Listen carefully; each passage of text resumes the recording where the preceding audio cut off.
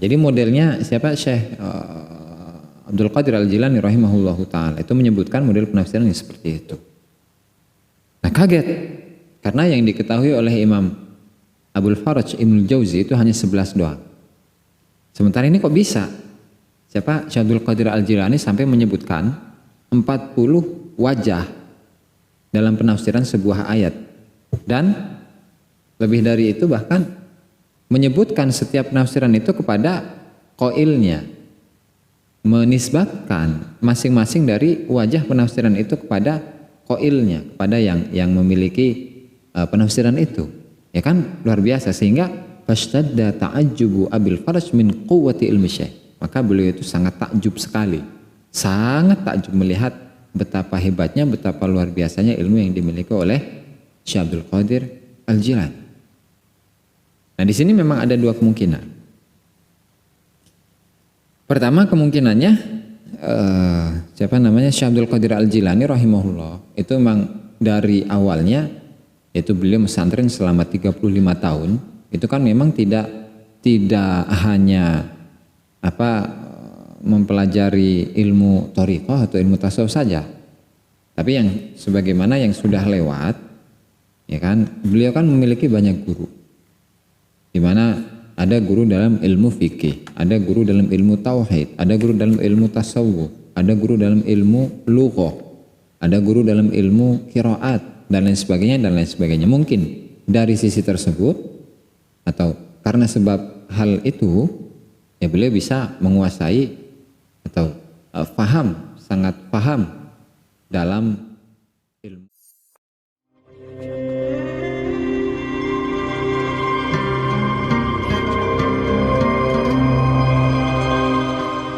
Warahmatullahi wabarakatuh.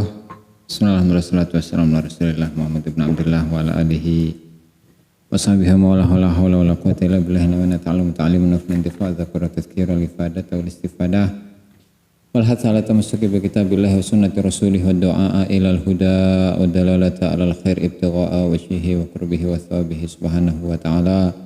Rabbi shrah li sadri wa yassir li amri wahlul 'uqdatam min lisani yafqahu qawli, amma ba'du. Para hadirin, para pemirsa, subscriber atau penyimak di Facebook, alhamdulillah pada malam hari ini kita masih diberi kesempatan oleh Allah Ta'ala sehingga kita bisa bersama-sama mengaji, bisa bersama-sama melanjutkan pengajian kitab yang sebelumnya, yaitu kitab Syarah Manaqib Syekh Abdul Qadir Al-Jilani rahimahullahu ta'ala karya Syekh Muhammad Nawawi Al-Bantani, dan kita sampai pada halaman 107. Kalau yang cetakan 2 108 meren. Sebelum kita mulai, mari kita hadiahkan Al-Fatihah kepada mu'aliful kitab, semua ulama, semua guru kita, semua orang tua kita, muslimin muslimat, mu'minin mu'minat, al-hadiniyah wa lakuniyatin salih wa alamana wa bihi aslafuna salihun wa hadratin Nabi Muhammad SAW. Al-Fatihah. A'udzubillahi minasyaitonirrajim. Bismillahirrahmanirrahim. Alhamdulillahi rabbil alamin arrahmanir rahim maliki yaumiddin. Iyyaka na'budu wa iyyaka nasta'in ihdinas siratal mustaqim siratal ladzina an'amta 'alaihim ghairil maghdubi 'alaihim waladdallin. Amin. Qala al-mu'allif rahimahullahu ta'ala Asy-Syaikh Muhammad Nawawi Al-Bantani fi kitabih Syarah Manaqib Asy-Syaikh Abdul Qadir Al-Jilani ila an qala, halaman 107, wa hadara yauman majlisahu Asy-Syaikh Abul Faraj Ibnul Jauzi fafassara Asy-Syaikh ayatan wa dzakara fiha wujuhan. Wa ila janibi Abil Faraj man yas'al fayaqul ata'rifu hadha al-qawla fayaqulu na'am ila an balagha 11 wajhan ya'rifuha Abul Faraj. Thumma zada asy-syaikh hatta intaha ila 40 wajhan wa aza kulla wajhin liqailihi fashtadda ta'ajjubu Abil Faraj min quwwati ilmi asy-syaikh. Wa hadaran hadir yauman ing dalam sejidina majlisahu ing majlise Syekh Abdul Qadir, majlisahu ing majlise Syekh Abdul Qadir sapa Asy-Syaikh Abul Faraj Ibnul Jauzi, Syekh Abul Faraj Ibnul Jauzi. Fafassara mongko nafsiraken sapa Asy-Syaikh Abdul Qadir ayatan ing siji ayat, wa dzakara lan nyebutaken sapa Syekh Abdul Qadir fiha ing dalam ayat wujuhan ing pira-pira wajah. Wa ila janibi Abil Faraj lan maring pinggir Syekh Abul Faraj. Wa Wa ila janibi Abil Faraj lan iku tetep maring pinggire Syekh Abil Faraj man utai wong yang yasalu kang takon sapa man fayaqulu mongko ngucap sapa Syekh Abdul Qadir at-ta'rifu ana to ngerti ana to weruh sapa sira hadal qaula ing iki qaul fayaqulu mongko ngucap sapa Syekh Abu Al-Faraj na'am nggih ila an balagha maring yen to tumeka sapa Syekh Abdul Qadir ahada asyara wajahan ing 11 apane wajahan wajahe ya'rifuha kang uruh sapa ya'rifuha kang uruh ing ahada asyara wajahan sapa Abul Faraj Syekh Abul Faraj Tumazada mongko menuli-nuli nambah sapa Syekhu Syekh Abdul Qadir hatta tahas sehingga katok sapa Syekh Abdul Qadir ila arba'ina maring 40 apane wajahan wajahe wa azalan nisbataken sapa Syekh Abdul Qadir kula wajhin ing saben-saben wajah liqailihi maring wong kang ngucapaken wajah pastada mongko dadi banget apa ta'ajjub Abil Faraj apa ta'ajjube apa ta'ajjub itu takjub udah bahasa Indonesia itu mah heran ya keheranane Syekh Abil Faraj min quwati ilmi Syekh saking kuwate ilmune Syekh Suma qala mongko nuli-nuli ngucap sapa Syekh Abil Faraj qad natruku kadang-kadang ninggal sapa kita al maqala ing ucapan wa narji'u lan bali sapa kita ilal hali maring hal la ilaha illallah Muhammadur Rasulullah fattaraba mongko goncang sapa annasu menungso ittiraban kelawan kegoncangan kathiran kang akeh wa kharaqa lan nyuwek sapa Abul Faraj Syekh Abul Faraj taubahu ing klambine Syekh Abul Faraj.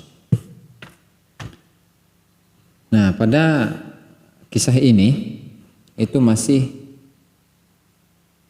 katakanlah perbandingan ya, membahas tentang perbandingan antara ulama syariat dengan ulama hakikat, di mana pada pertemuan sebelumnya Syekh Nawawi Al-Bantani menyebutkan kisah di mana 100 orang ahli fikih itu pengen menguji, pengen mengetes sejauh mana keilmuan yang dimiliki oleh Syekh Abdul Qadir Al-Jilani.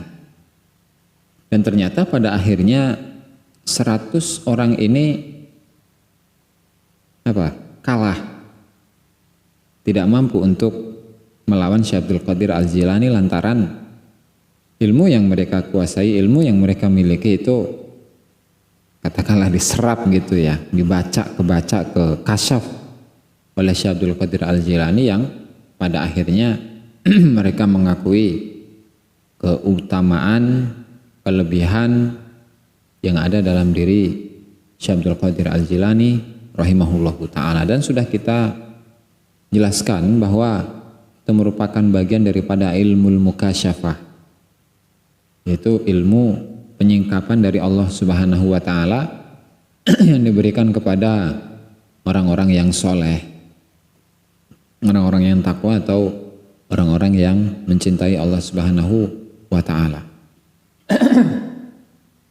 Nah, pada malam hari ini Syekh Nawawi Al-Bantani rahimahullah itu menyebutkan sebuah kisah, yaitu seorang ulama ahli fikih ya, ahli hadis, itu Imam Abul Faraj Ibnul Jauzi rahimahullahu ta'ala, yang mana beliau itu adalah seorang ulama yang memiliki satu kitab yang namanya Al-Mawdu'at.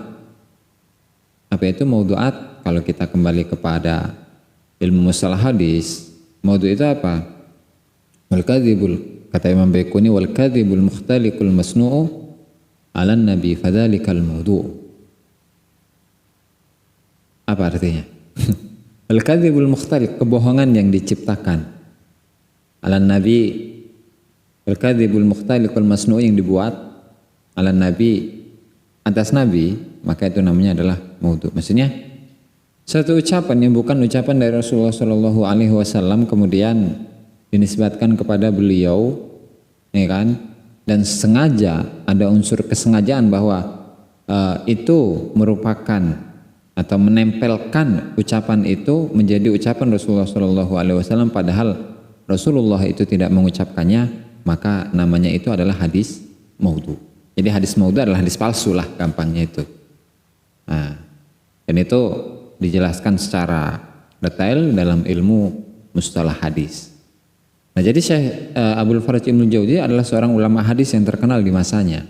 Ya, beliau memiliki tadi kitab Al-Mawdu'at yang berapa itu, ada 5 atau 6 jilid itu. Luar biasa. Di mana menurut beliau dalam 5 jilid ini semuanya adalah hadis maudhu. Ya, meskipun ulama-ulama setelahnya misalnya seperti Syekh Badruddin Az-Zarkashi, kemudian Al-Hafidh Ibnu Hajar Al-Asqalani, kemudian Al-Hafidh Jalaluddin As-Suyuti, kemudian siapa lagi, banyaklah ulama-ulama yang diantaranya adalah Imam Ibnu Salah itu mengomentari bahwa tidak semua kitab ini, tidak semua isi hadis yang ada di dalam kitab Al-Mawdu'at itu memang benar-benar maudhu. Ya, karena sebagiannya itu ada di satu hadis kalau nggak salah itu ada di Sahih Muslim bahkan itu. Sehingga hal ini perlu dipelajari lah. Oke, hal ini kita serahkan kepada ulama hadis dan pembahasannya di hadis bukan di ilmu tasawuf. Gitu. Apa namanya ya? Itu pembahasan yang inilah, pembahasan bukan inti dalam pengajian kita ini. Ya, setidaknya kita menambah wawasan lah, penambahan wawasan lumayan baik ya, masa gitu. Ini pada suatu hari Imam Ibnu Jauzi, Imam Abdul Faraj Ibnu Jauzi rahimahullahu taala, beliau menghadiri majelisnya, majelis Syekh Abdul Qadir Al-Jilani. Nah, di majelis itu Syekh Abdul Qadir kebetulan sedang menafsirkan sebuah ayat dan beliau menyebutkan versi penafsiran ayat atau versi para ulama yang menafsirkan ayat tersebut. Nah, kalau versi di sini, jadi di sebelahnya Syekh Abdul Faraj Ibnu Jauzi ada yang bertanya kepada beliau, bertanya kepada Syekh Ibnu Jauzi, kamu tahu nggak apa pendapat ini dalam penafsiran ayat ini? Ya, qulu na'am, iya saya tahu. Sampai Syekh Abdul Qadir menyebutkan 11 penafsiran, dan 11 penafsiran ini diketahui oleh Imam Abdul Faraj Ibnu Jauzi. Nah, terus tsumazada Syekh hatta intaha ila arba'ina wajhan. Kemudian Syekh Abdul Qadir Al-Jilani menyebutkan sampai 40 model atau sudut pandang dalam penafsiran ayat yang beliau sebutkan. Dan wa'aza kulla wajhin liqailihi, dan semua model penafsiran itu dinisbatkan kepada qailnya. Jadi kan biasanya kalau di kitab-kitab tafsir, terutama tafsir yang rada gede ya misalnya seperti tafsirnya Al-Imam Abu Ja'far At-Tabari, ya, tafsir Ibnu Jarir At-Tabari itu yang gede itu.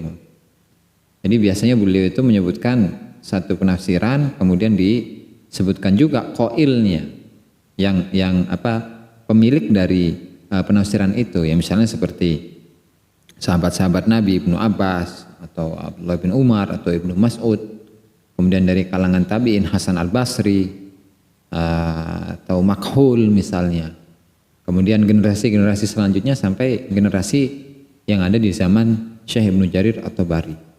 Nah, jadi modelnya siapa? Syekh Abdul Qadir Al-Jilani rahimahullahu ta'ala itu menyebutkan model penafsiran yang seperti itu. Nah, kaget karena yang diketahui oleh Imam Abdul Faraj Ibnu Jauzi itu hanya 11 doang. Sementara ini kok bisa?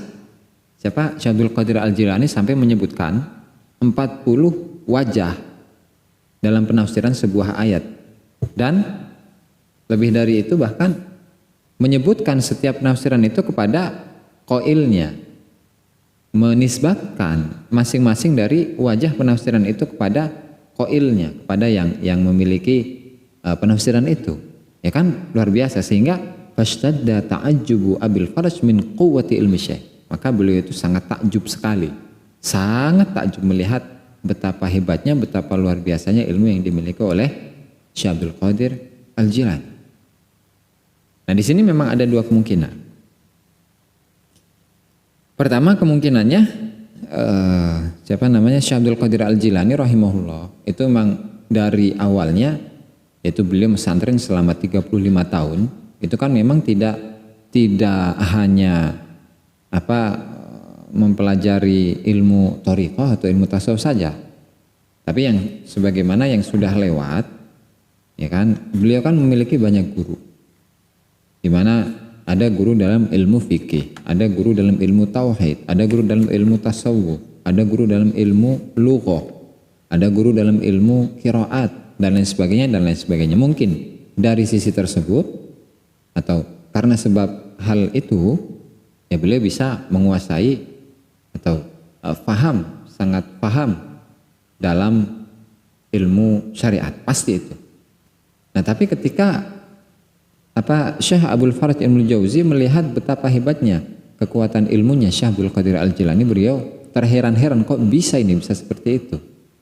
Ya, tadi berarti kemungkinan yang pertama bahwa Syekh Abdul Qadir Al-Jilani itu memang itu merupakan hasil dari pembelajarannya selama ini, selama 35 tahun lebih.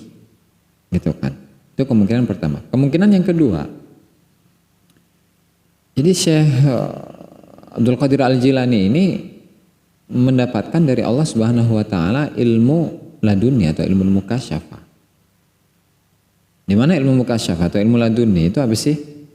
Kalau dalam surat Al-Kahfi itu ada sebuah ayat wa 'allamnahu min ladunna ilma, dan kami kata Allah taala telah mengajari kepada Nabi Khidir alaihi salam sebuah ilmu dari kami. Ilmu apa itu? Ilmu laduni. Nah, sehingga beliau mengetahui apa yang tidak diketahui oleh orang lain. Beliau mengetahui apa yang tidak diketahui oleh Sayyidina Nabiullah Musa alaihissalam bahkan kan. Nah, itu luar biasa. Oke, kalau kita merujuk kepada referensi-referensi dalam ilmu tasawuf, di sini ada sebuah kitab yang namanya Al-Qamusus Sufi. Di sini menyebutkan berapa banyak istilah-istilah yang sering digunakan oleh para ulama tasawuf. Nah, beliau itu menyebutkan pengertian dari ilmu laduni. Apa itu ilmu laduni? Nah, kata beliau,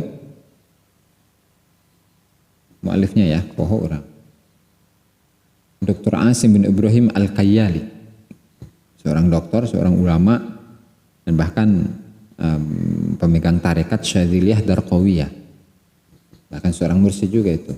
Beliau mengatakan, wal ilmul hasil min ghairi kasbin, yaitu ilmu yang didapatkan tanpa ada kasab, upaya. Wala ta'ammulin lil abdi fihi, dan juga tidak ada proses bagi seorang hamba, seorang manusia. Jadi memang ilmu yang memang dari Allah Subhanahu wa taala. Gitu, yang dia itu tidak mikir-mikir kemudian oleh Allah taala diberikan saja ilmu ini. Gitu. Nah, kemudian kenapa dinamakan laduni? Sumya ladunian. Dinamakan ilmu laduni. Kenapa? Likaunihi innama yahsulu min ladun rabbina la min kasbina.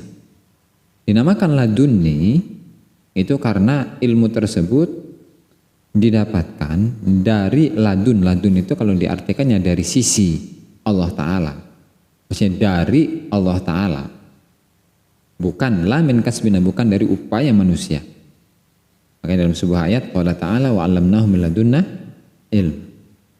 Dan memang Al-Imam Hujjatul Islam Al-Ghazali rahimahullahu ta'ala, beliau secara khusus membahas tentang ilmu laduni, bagaimana cara-caranya untuk mendapatkan ilmu laduni, ya kan? Dan beliau juga memberikan hasil bahwa tidak mungkin bagi seseorang untuk bisa mengkasab ilmu laduni bikasbin fardiyin. Gak bisa. Ya, setidaknya riadah-riadah itu ya bisa menarik ilmu laduni ya, cuman jangan harap. Karena itu kasab, dan ilmu laduni bukan kasab. Itu ya. Nah, sehingga itu merupakan bagian dari ilmu laduni yang Allah Subhanahu wa taala berikan kepada para hamba-hambanya. Ya kan? Terutama bagi hamba-hamba Allah Subhanahu wa taala yang dekat. Hamba-hamba Allah Subhanahu wa taala yang memang mencintai Allah Subhanahu wa taala dari lubuk hatinya yang terdalam. Ya, karena ketika seseorang itu dalam dirinya itu masih ada syahwat, masih ada nafsu, masih ada lintasan-lintasan selain Allah taala, ya nggak mungkin oleh Allah taala diberi ilmu laduni. Ya kalau berdoa sih nggak masalah, berdoa ya Allah saya mengharapkan, menginginkan darimu untuk agar aku diberi ilmu laduni oleh engkau, ya nggak masalah, namanya juga doa, nggak masalah. ya kan? Makanya apa itu sholawat bahriyah, sholat bahriyah pakai hak ya, sholat bahriyah. Wa tulhimuna biha uluman ladunniyatan bilhamil malaikatil muqarrabin. Doa itu. Dan ya Allah berikanlah kami ilham, yaitu berupa ilmu laduni, yaitu dengan ilhamnya para malaikat muqarrabin, itu kan. Terus ada nggak yang doa-doa yang lain? Rabbi zidni ilma, nggak ada. Coba yang lain apa tuh? Doa apa tuh ilmu laduni itu?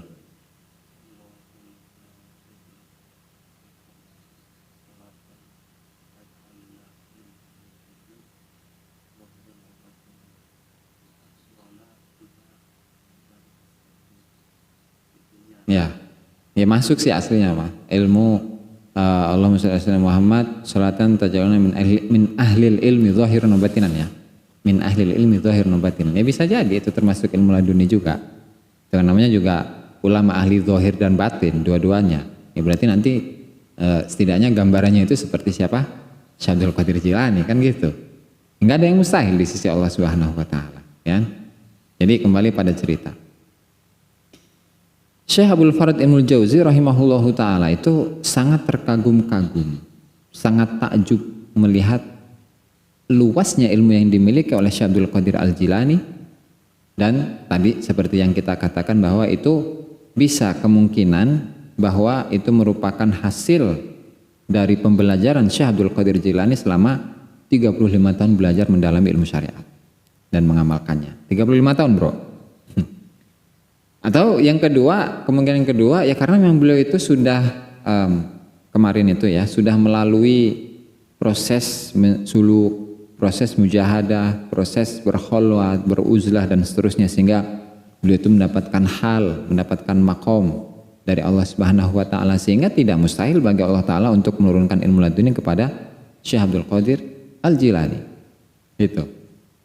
Nah, setelah Syabu Al-Faraj itu terkagum-kagum, ya akhirnya Syabdul Qadir Jailani qad natrukul maqal, udahlah kita nggak usah memperpanjang hal ini lagi, tapi wa narji'u ilal hal, kita kembali kepada keadaan kita, kembali kepada hal. Terus kemudian beliau mengatakan la ilaha illallah Muhammadur Rasulullah fattaraban nas ittiraban syadidan. Jadi kembali kepada hal, nanti akan kita jelaskan apa itu hal, kemudian mengucapkan la ilaha illallah Muhammadur Rasulullah. Setelah beliau mengucapkan dua kalimat itu, orang-orang itu langsung goncang. Langsung apa ya bahasa kita itu bukan takjub, bukan kaget, tapi ya katakanlah karena terlalu mendalami meresapi makna la ilaha illallah Muhammadur Rasulullah, ya akhirnya sama mereka juga merasakan hal juga. Warid. Kembali lagi pada pembahasan kemarin yang dalam hikam itu. Apa itu hal? Nah, kita baca nih. Dari kitab Ar-Risalatul Qusyairiyah. Kalau cetakan ini Al-Yamamah ya. Itu di halaman berapa nih? 122. Ada cetakan lain. Mana teh? Nah, DKI. Darul Kutub Islamiyah itu halaman 90 berat tadi ya 92 tak. Nah 95 untuk masih ada cetakan satunya itu. Banyak cetakan itu dulu. Kalau ini awal-awal 16 kayaknya mah enggak ada 20-an. Kalau ini halaman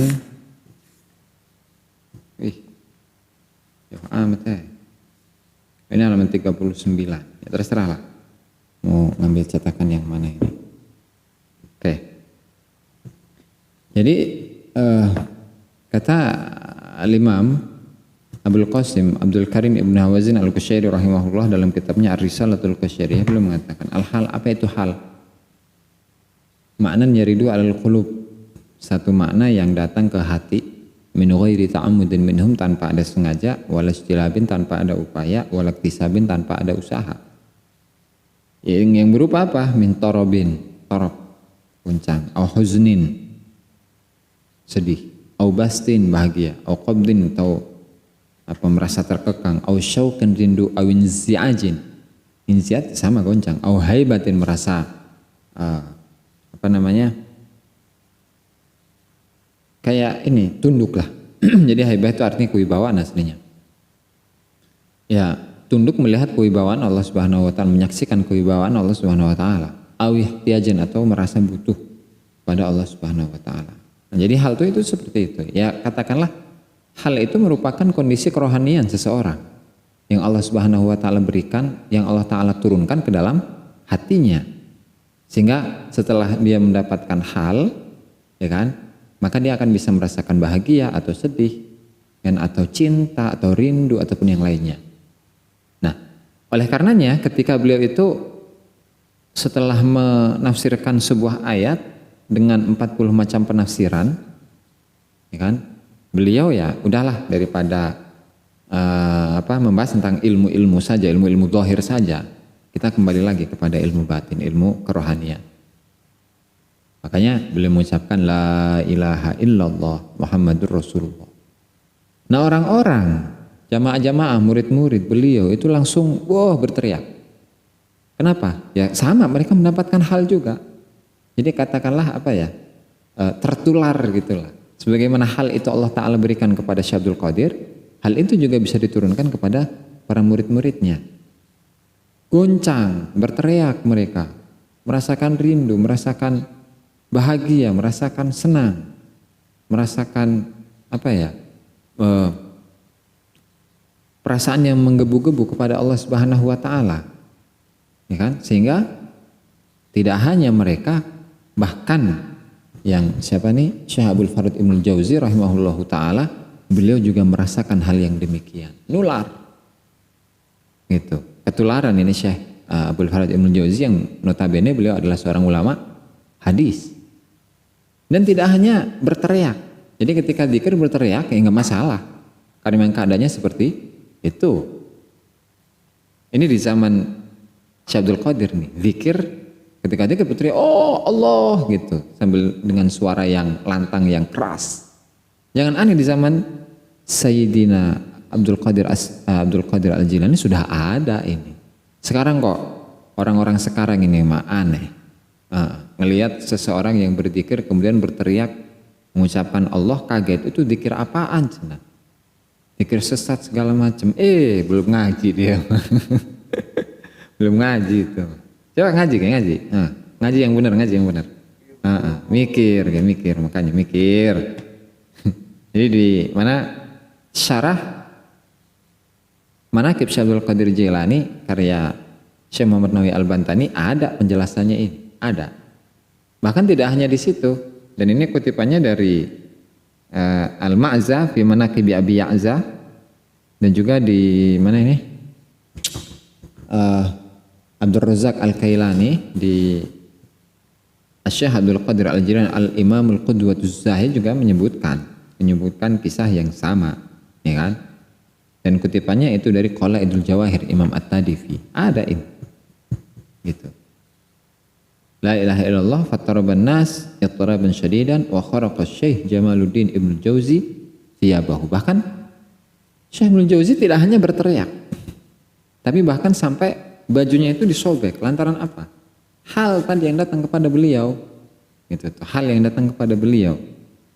Nah, sehingga dari hal ini kita bisa menyimpulkan bahwasanya ketika seseorang itu berzikir dan hal itu datang kepada dirinya, nah dia bisa merasakan perubahan, baik itu dari suaranya di mana dia berteriak ya karena memang hal itu turun kepada dirinya, ya kan, atau bahkan lebih dari itu dia itu bisa menyobek-nyobek bajunya seperti yang dilakukan oleh Syekh Jamaluddin Abul Faraj Ibnul Jauzi rahimahullahu ta'ala. Beliau ulama syariat jelas.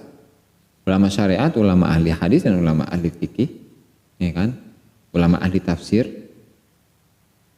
Ketika beliau berguru kepada Syekh Abdul Qadir Al-Jilani, apa yang beliau lakukan, apa yang beliau alami, apa yang beliau rasakan, nah ini dijelaskan di dalam kitab ini. Syarah Manaqib Syekh Abdul Qadir Al-Jilani. Beliau ketika berzikir setelah mengucapkan la ilaha illallah Muhammadur Rasulullah, beliau merasakan kondisi kerohanian yang berubah, merindukan Allah Subhanahu wa taala. Beliau berteriak dengan suara yang kencang, dengan suara yang keras, Allah, begitu. Dan setelah itu beliau apa? Nyobek-nyobek bajunya. Kenapa itu? Kayak orang gila. Itu iya. Itu merupakan ungkapan dari kegilaan seseorang kepada Allah Subhanahu wa taala.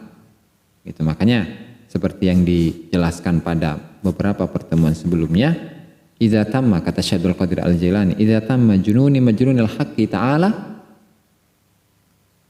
faqad hana khurujuhu minal majnun. Ketika sudah sempurna kegilaan seseorang yang gila kepada Allah Subhanahu wa taala, maka sudah waktunya dia itu keluar dari kegilaan yang sesungguhnya. Jadi orang yang gila adalah orang yang tergila-gila kepada Allah. Orang yang waras adalah orang yang tergila-gila kepada Allah Subhanahu wa taala. Sementara orang yang gila itu adalah orang yang tidak tergila-gila kepada Allah Subhanahu wa taala. Oke. Wa taba ala yadihi minal yahud. Berapa menit, Bro? Pas lah. Nah, sebelum ditutup, barangkali ada teman-teman, kawan-kawan yang ingin bertanya.